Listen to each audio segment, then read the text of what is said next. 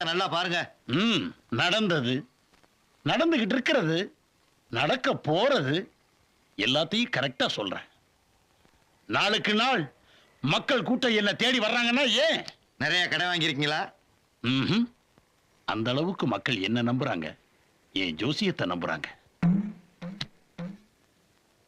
அதாக பரவாயில்ல. இந்த பதட்டம் எல்லாம் சனி திசை முடிகிற வரைக்கும் தான். வர்ற 7ஆம் தேதிக்கு அப்புறம் புதன் திசை ஆரம்பிக்க போகுது.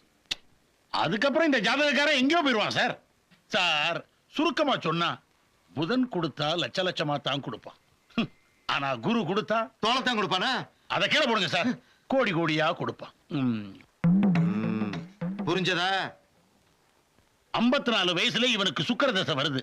அந்த நேரத்துல இவன் நம்ம நாட்டுக்கு பிரதம மந்திரியா வர்றது கூட வாய்ப்பு இருக்கு. கேட்டுக்க. இந்த ஜாதகக்காரனுக்கு 8ஆம் இடத்துல புதன் உச்சம் பெற்றதுனால ஆயுசு தீர்க்கம். 95 வயசு வரைக்கும் கேரண்டியா உயிரோட இருப்பான் சார். நல்லதா போச்சு.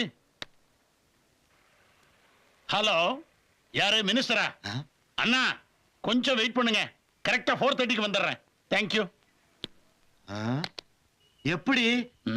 எப்படின்னா என்கிட்ட ஜோசியம் கேட்கறதுக்கு நம்ம ஜனாதிபதியில இருந்து ஜார்ஜ் புஷ் வரைக்கும் வெயிட் பண்ணி தான் ஆகணும். அப்படி நான் செல்போன்ல பேட்டரியே போடலையே, எப்படி பேச முடியும்?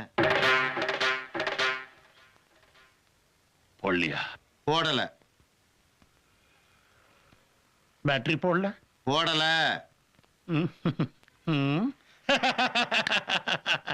அதாவது ஒரு லக்னத்தில் 9 கிராம் உச்சம் பெற்ற ஒருவன் பேட்டரி இல்லாமலும் பேசலாம், எப்படி வேண்டுமானாலும் பேசலாம்.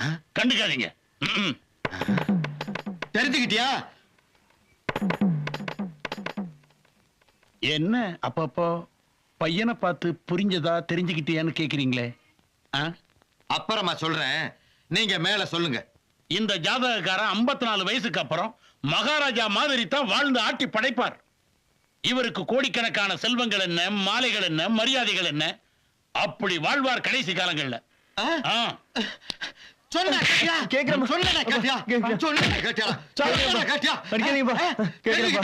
இப்ப புரிஞ்சுக்கிட்டியா? நிறுத்துங்க. இப்ப என்ன நடந்துச்சு? ஏன் அவனை போட்டு இப்படி அடிக்கிறீங்க? Tell me. பின்ன என்னையா, இந்த ஜாதகக்காரன் செத்தே 10 வருஷம் ஆச்சியா? நீ ஒரு டுபாக்கூரு. உன்னை நம்பாதேன்னு இவங்கிட்ட எத்தனை தடவை சொன்னேன். இவன் தான் என் பேச்ச கேட்காம உங்ககிட்ட தான் ஜோசியம் பார்க்கணும்னு சொன்னான். அதனாலதான் உன்னை டெஸ்ட் பண்ணேன்.